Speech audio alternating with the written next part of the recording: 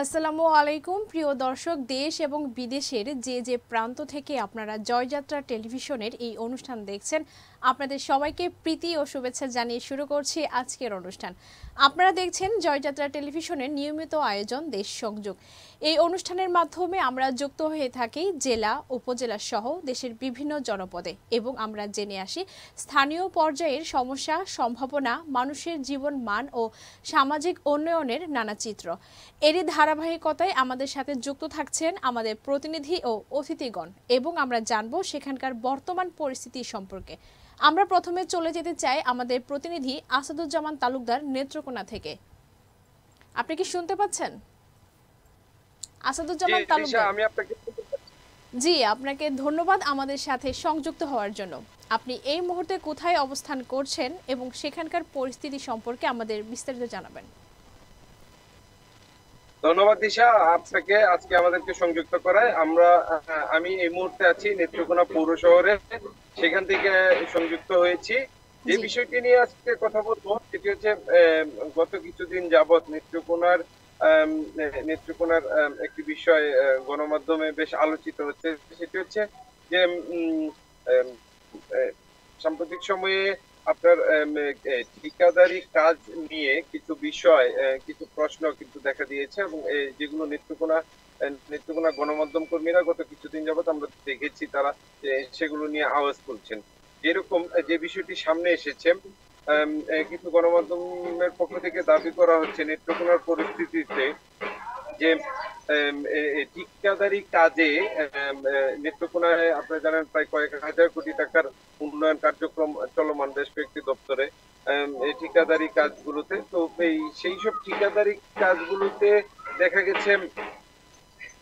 যে যারা লাইসেন্স জমা দেন কিংবা যারা মূলত ঠিকাদার, তাদের কাছ থেকে যে একটি প্রক্রিয়ার মাধ্যমে অন্য কেউ, যেগুলোকে সাব কন্ট্রাক্টর বলা হয়, যাদেরকে সাব কন্ট্রাক্টর বলা হয়, তারা এই কাজগুলো দেখা যাচ্ছে একটি প্রতিষ্ঠিত ঠিকাদারি প্রতিষ্ঠানের নামে প্রথমে একটি কাজের ছাড়পত্র হচ্ছে, যারা দরপত্র দিয়ে আসলে ঠিকাদার সেই কাজটিতে অংশগ্রহণ করছেন, কিন্তু পরবর্তীতে দেখা যাচ্ছে যে সেই কাজটি একজন সাব কন্ট্রাক্টর কিংবা কয়েকজন সাব কন্ট্রাক্টরকে দিয়ে কিন্তু করানো হচ্ছে। মূলত যেই ঠিকাদারি প্রতিষ্ঠানের নামে কাজটি বরাদ্দ হয়েছে তারা সেই কাজটি করছেন না এবং এই কাজটি অধিকাংশ প্রায় সবগুলো কাজের মধ্যেই কিন্তু এই যে একটা প্রবণতা সেটি দেখা যায়। এবং নেত্রকোনা গণমাধ্যম কর্মীরা গত কিছুদিন যাবৎ যেমনটি বলছেন যে আসলে এই যে তৃতীয় পক্ষকে, প্রথম পক্ষ যদি আমরা বাস্তবায়নকারী কোনো সরকারি দপ্তরকে ধরি, তৃতীয় পক্ষ হচ্ছে ঠিকাদার, যে নিলাম দরপত্রের মাধ্যমে কিংবা দরপত্র আহ্বান করে একটি প্রক্রিয়ার মাধ্যমে একটি ঠিকাদারি প্রতিষ্ঠান একটি কাজ নিচ্ছেন, কিন্তু পরবর্তীতে দেখা যাচ্ছে তারা অন্য একটি পক্ষকে, যারা সাব কন্ট্রাক্টর হিসেবে আছেন, তাদেরকে সেই কাজগুলো হস্তান্তর করে দেন, কিংবা দেখা গেছে 1 কোটি টাকার কাজ সেটি মৌখিকভাবে তারা কিন্তু সাব কন্ট্রাক্টরের কাছে দিয়ে দিচ্ছেন যে 50 লক্ষ টাকা চুক্তিতে কিংবা 60 লক্ষ টাকা চুক্তিতে। যে এই যে আপনি একটি বিষয় যে দিয়ে দিচ্ছে তৃতীয় পক্ষকে, এবং সেই তৃতীয় পক্ষ কিন্তু টাকা বাঁচানোর জন্য নিম্নমানের কাজ করছে। এবং এই কাজগুলো যদি আমরা দেখি যে সরকারি যে ঠিকাদারি কাজগুলো আছে যেগুলো আমাদের নেত্রকোনায় চলমান, সেগুলো অধিকাংশ ক্ষেত্রেই কিন্তু এই বিষয়টি দেখা যায় এবং এটি নেত্রকোনার গণমাধ্যমে গত কিছুদিন যাবৎ আলোচিত হচ্ছে এই বিষয়টি, এবং গণমাধ্যম কর্মীরা আওয়াজ তুলছেন, যেটি নিয়ে আসলে কিন্তু অনেকেই বলছেন যে এই যে সরকারি প্রকল্পে ব্যয় বৃদ্ধি এবং দেখা যাচ্ছে এই যে তৃতীয় পক্ষকে দেওয়ার কারণে তারা কিন্তু অনেক কম টাকার মধ্যে সেই কাজটি নিম্নমানের যেভাবেই হোক জোড়াতালি দিয়ে করছেন, এবং এর পরবর্তীতে দেখা যায় সেই যে সরকারি স্থাপনাগুলো কিংবা জনগণের ট্যাক্সের টাকায় সেই যে কাজগুলো করা হয় সেগুলো অত্যন্ত নিম্নমানের কাজ করা হয়। এবং এখানে আরেকটা বিষয় যেটি দেখা যায় সেটি হচ্ছে যে এই যে সাব কন্ট্রাক্টর চক্রের কিন্তু একটা দৌরাত্ম্য আছে, যেটির কাছে অনেক সময় কিন্তু বলা চলে অফিস ঠিকাদার যারা কাজগুলো বরাদ্দ দেন সেসব অফিসও অনেকটা আমরা সরেজমিনে তথ্য সংগ্রহ করে যে দেখেছি, সেখানে কিন্তু অফিসও অনেকটা বেকায়দায় পড়ে, এবং যারা লাইসেন্সধারী ঠিকাদার আছে তারাও কিন্তু হয়রানির শিকার হচ্ছেন, এবং এইগুলো নিয়ে কিন্তু প্রায়ই নানা ধরনের জটিলতা ঘটছে। এবং আমরা দেখেছি এই যে স্থানীয় সরকার প্রকৌশল অধিদপ্তরের নেতৃত্বগুলো তিনি কিন্তু কয়েকদিন আগে একটি সাক্ষাৎকারে বলেছেন যে এই এই যে সাব কন্ট্রাক্টর যারা আছেন তাদের কারণে কিন্তু দেখা যাচ্ছে প্রকল্পে ব্যয় বেড়ে যাচ্ছে। এবং এই যে বিষয়গুলো, এবং দেখা যায় যে যে কেউ ঠিকাদার পরিচয়ে কিন্তু এই যে ঠিকাদারি যে প্রক্রিয়া আছে সেই প্রক্রিয়াতে ঢুকে কিন্তু বিভিন্ন ধরনের অরাজকতা, নৈরাজ্য তৈরি করে, এবং এতে করে কিন্তু সরকারের একদিকে যেমন উন্নয়ন প্রকল্পগুলো আহ ব্যাহত হয়, অন্যদিকে কিন্তু ব্যয়ও বাড়ছে, এবং সরকারি প্রতিষ্ঠানগুলো সেই কথাই বলছে। এবং আমরা যদি কিছু ঘটনার বিশ্লেষণ ধরি, আমরা গত যদি আম, আম, বেশি দিন না, গত 1 বছর আগেও আমরা দেখেছি এই যে ঠিকাদারি কাজের সংশ্লিষ্ট দুর্নীতির সংবাদ প্রকাশ করতে গিয়ে আমাদের পাহাড়ের একজন সংবাদকর্মী কিন্তু তৎকালীন সময়ে দেখা গেছে এই যে একজন ঠিকাদার নয়, কিন্তু ঠিকাদারের ভায়া মাধ্যম যে তৃতীয় পক্ষ সাব কন্ট্রাক্টর, সেরকম একজন ভুইফুর ঠিকাদারের দ্বারা কিন্তু আমাদের নেত্রকোনার একজন নর্দম কর্মীকে আমরা বেশ লাঞ্ছিত হতে দেখেছি, এবং প্রশাসনিক ভাবেও কিন্তু বেশ হয়রানির শিকার হতে দেখেছি। তার সাথে আমি কিছুক্ষণ আগে কথা বলছিলাম এই যে ঠিকাদারি প্রক্রিয়া, এবং তিনি কিন্তু বেশ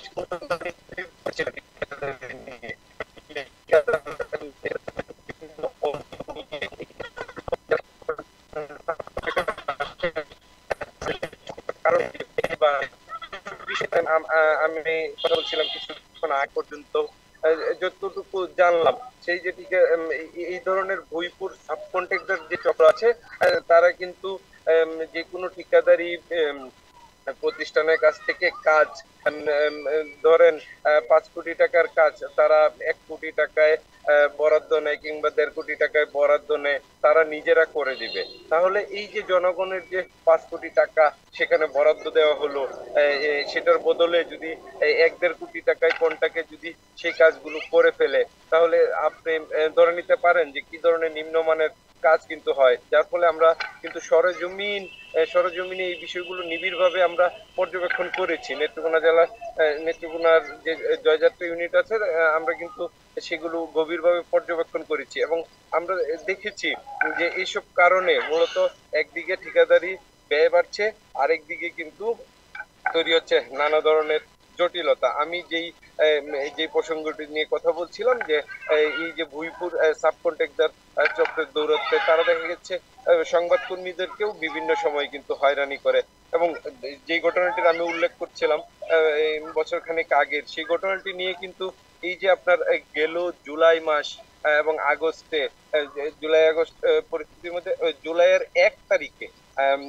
আমি যদি বলে রাখি, এই যে গেল জুলাই মাস, এই জুলাই মাসের 1 তারিখে কিন্তু জাতীয় প্রেস ক্লাবে সে বিষয়টি নিয়ে মানববন্ধন হয়েছিল, এবং নেত্রকোনার যে তৎকালীন পুলিশ সুপার ছিলেন তার বিরুদ্ধে কিন্তু অভিযোগ ছিল যে সাংবাদিক নির্যাতনের অভিযোগ ছিল, এবং সেই বিষয়টি নিয়ে এখনো আইনি প্রক্রিয়া কিন্তু চলমান। এবং এই যে বিষয়গুলো, এবং সেখানে দেখা গেছে যে আমরা সরেজমিন দেখেছি একজন ঠিকাদার দাবি করে সেই সাংবাদিকের বিরুদ্ধে মিথ্যে মিথ্যে একটি মামলা দেন, এবং সেই পরবর্তীতে আমরা পর্যবেক্ষণ করে জেনেছি সে সে কিন্তু ঠিকাদার না, সে হচ্ছে এই যে সাব কন্ট্রাক্টর চক্রের একজন, যারা হচ্ছে ঠিকাদার এবং সরকারি অফিসের মাঝখানের একটা পক্ষ, যারা হচ্ছে বিভিন্ন ভাবে প্রভাব বিস্তার করে মূলধারার যারা ঠিকাদার আছে তাদের কাছ থেকে কাজ কিন্তু এইভাবে অনেক অনেক সময় কম্প্রোমাইজের মাধ্যমে, অনেক সময় জোরপূর্বক কিন্তু এইভাবে বেকায়দায় ফেলে কাজ নিয়ে যায়, এবং পরবর্তীতে তারা জোড়াতালি দিয়ে সেসব কাজ করে, এবং যার ফলে কিন্তু ব্যয় বাড়ে এবং কাজগুলো নিম্নমানের হয়। এই যে এরকম যে বুইফুট চক্রগুলো, তাদের কার্যক্রম আমরা যতটুকু পর্যবেক্ষণ করেছি, আমরা ঠিক গতকালকের একটি পরিস্থিতির কথা যদি বলি, দেখা গেছে যে একটি একটি একটি বিদ্যালয়ের আম, আহ, এই যে ভুইপুর ঠিকাদার চক্রের সাংবাদিকদের হুমকি দেওয়ার বিষয় কিংবা সাংবাদিকদেরকে হয়রানি করার বিষয়ে যে প্রসঙ্গটা আমি টানছিলাম, সেই প্রসঙ্গে বলতে গেলে ঠিক গতকালকের একটি পরিস্থিতি যদি আমি বলি। গতকালকে নেত্রকোনা জেলার বেশ কয়েকজন গণমাধ্যম কর্মীর সাথে আম, আহ, কথা হচ্ছিল এবং একটি পরিস্থিতি আমরা বিশ্লেষণ করেছি, যেখানে দেখেছি এই যে ভুইপুর ঠিকাদার চক্র, এই চক্রেরই এক সদস্যের দ্বারা কয়েকজন সাংবাদিককে কিন্তু গতকালকে রাত্রে মিথ্যে মামলা দিয়ে সংবাদ প্রকাশ করলে মিথ্যে মামলা দিয়ে মামলা দেওয়া হবে, হুমকি দেওয়া হয়েছে। তো এই যে বিষয়টি সেটি আসলে ঠিকাদারি কোনো কাজ নিয়ে নয়, সেটি ঘটেছে। সেই ঘটনাটি হচ্ছে যে একটি বিদ্যালয়ে, নেত্রকোনা জেলার সদর উপজেলারই একটি বিদ্যালয়ে, সেই বিদ্যালয়ে এই একজন একজন ব্যক্তি, একদিকে সেই বিদ্যালয়ের শিক্ষক প্রতিদিন হাজির থাকছেন নেত্রকোনাতে, আরেকদিকে খুলনাতে তিনি আরেকটি চাকরিতে তিনি প্রতিদিন হাজির থাকতেন। এই যে বিষয়টি, একই ব্যক্তি কিভাবে প্রত্যেকদিন দেশের এক প্রান্ত নেত্রকোনা, আরেক প্রান্ত হচ্ছে খুলনা, সেখানে একই ব্যক্তি একই দিনে দুই জায়গায় কিভাবে উপস্থিত থাকে এবং দুই জায়গাতেই তার উপস্থিতিতে একদিকে তিনি শিক্ষকতা করছেন, অন্যদিকে অন্য একটি চাকরি করছেন। এই বিষয়টি অনুসন্ধানে গেলে গতকালকে সেই সেই যে ঠিকাদার, এই যে ভুইপুর ঠিকাদার চক্রের একজনের কিন্তু সেখানে সেই বিষয়টি নিয়ে সংবাদ প্রকাশ না করার জন্য চাপ দেন এবং এক পর্যায়ে কিন্তু বলেন যে মিথ্যা মামলা দিয়ে প্রয়োজনে ফাঁসিও সাংবাদিক হয়রানি করা হবে। এই যে বিষয়গুলো বলছিলাম, এই এই বিষয়গুলো বলছিলাম মূলত যে এই যে ঠিকাদার ঠিকাদাররা আহ, ঠিকাদার ঠিকাদাররা আপনার তৃতীয় আরেকটা পক্ষকে অনেক সময় অনেক ঠিকাদারের সাথে আমি কথা বলেছি, তারা বলছিলেন যে তারা অনেকটা আম, আম, আম, অনেকটা বেকায়দায় পড়ে অনেক সময় তাদের লাইসেন্সে কাজ এনেও দিতে হয় তাদেরকে। আবার অনেকেই কিন্তু বলছিলেন যে এখানে বিভিন্ন ধরনের সুযোগ সুবিধার আদান প্রদান রয়েছে, সেসব কারণে কিন্তু এই যে মধ্যস্বত্বভোগী একটি শ্রেণী গড়ে উঠেছে এবং সেই যে সাব কন্ট্রাক্টর যারা আছেন তাদের কারণে কিন্তু এই যে সরকারি যে কাজগুলো আছে, সরকারি যে উন্নয়নমূলক কাজগুলো আছে সেগুলো বিতর্কিত হচ্ছে। যেমনটি যদি ধরি নেত্রকোনা শহরের একটা সময় নেত্রকোনা শহরের যে প্রাণ কেন্দ্র, সেই প্রাণ কেন্দ্রে মুক্তারপাড়ায় একটি মুক্তারপাড়ার যে ব্রিজটি, সেটি হচ্ছে নেত্রকোনা শহরের প্রধান সড়কের প্রধান ব্রিজ বলা চলে শহরের বুক থেকে। সেই যে ব্রিজটি, সেটি কিন্তু তৎকালীন সময় এরকমই এই যে একটি লাইসেন্সে কাজটি নেওয়া এবং তৃতীয় পক্ষকে কাজ হস্তান্তর করে দেওয়া, যার দরুন কিন্তু দেখা গেছে অনেক নিম্নমানের কাজ হয়েছিল এবং সেই সময়ে সেই বিষয়টি কিন্তু তৎকালীন সময়ে বেশ আলোচিত হয়েছিল এবং আশ্চর্যজনক ভাবে সেই যে মধ্যস্বত্বভোগী সাব কন্ট্রাক্টর চক্র মাধ্যমে কিন্তু সারাদিন মানুষজন দেখেছিল যে সেই বৃষ্টির মাঝখানে ফাটল দেখা দিয়েছে। কিন্তু আশ্চর্যজনক ভাবে আমাদের জয়যাত্রা টেলিভিশন যখন সেটি লাইভ সম্প্রচারে যায়, জয়যাত্রা টেলিভিশনের শুরুর দিকের কথা বলছি, বেশ কয়েক বছর আগের কথা বলছি, তখন কিন্তু তৎকালীন সময় সেখানে তৎকালীন যে জেলা প্রশাসক সহ প্রত্যেকেই কিন্তু সেই যে লাইভ সম্প্রচার হওয়ার কিছুক্ষণ আগেই সেখানটাতে এসে দেখানোর চেষ্টা করেন যে আসলে কিন্তু ব্রিজ ফাটেনি, মুক্তারপাড়া ব্রিজ ফাটেনি। এরকম আশ্চর্যজনক অনেক ঘটনা কিন্তু দেখা যায়। এই যে মধ্যস্বত্বভোগী ঠিকাদার চক্র আছে যারা সাব কন্ট্রাক্টরি করে, তাদের একটি শক্তিশালী সিন্ডিকেট থাকে, যখন যেই দল আসে তাদেরকে মেনটেন করে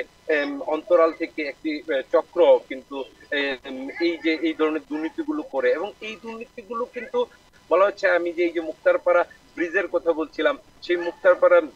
ব্রিজ নির্মাণের সময় কিন্তু আমরা সরজমিন অনুসন্ধান করেছি এবং জেনেছি যে কিছু ক্লাবকে মোটা অঙ্কের টাকা দিয়ে ম্যানেজ করা হয়েছে সেই বৃষ্টি কাজ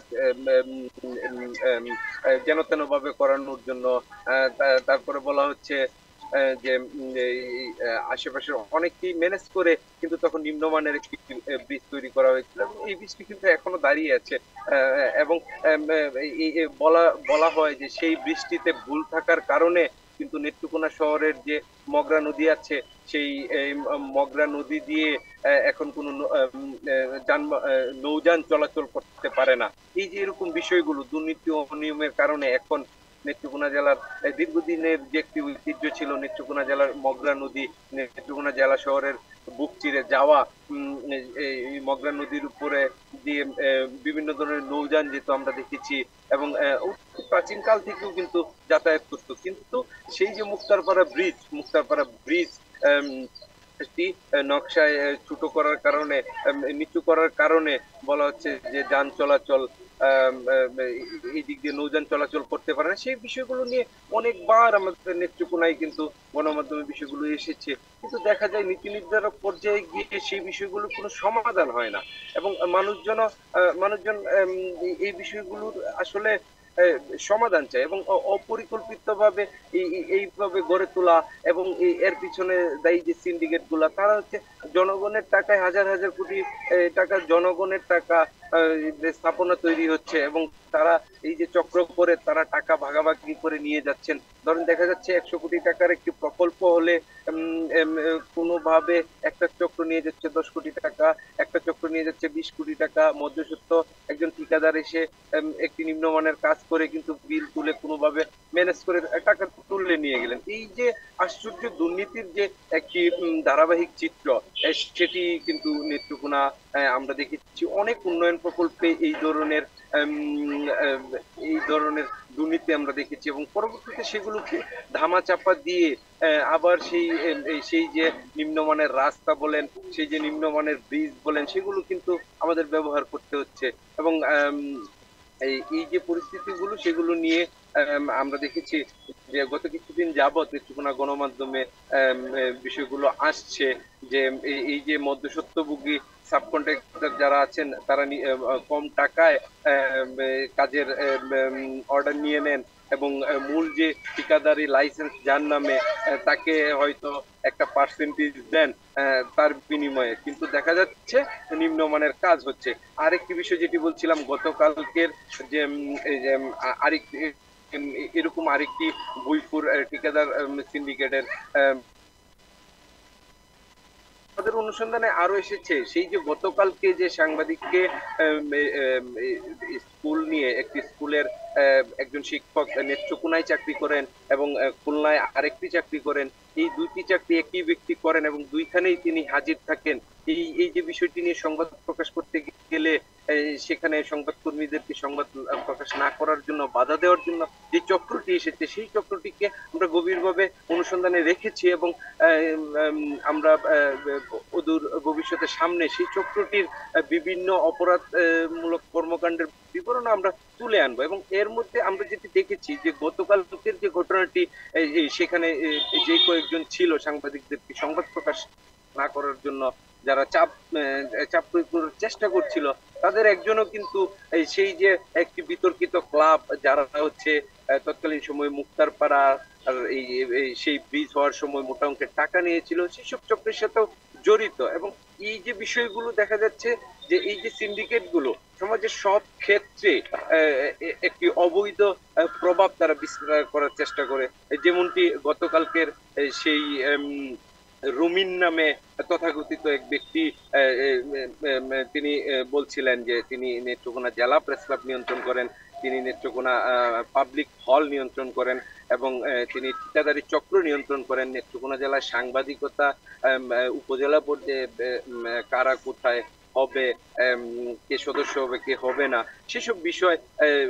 কিন্তু সেই যে একজন তথাকথিত রুমিন নামে এক ব্যক্তি, তিনি বলছিলেন সাংবাদিকদেরকে তারা সেসব বিষয় নিয়ন্ত্রণ করেন, আবার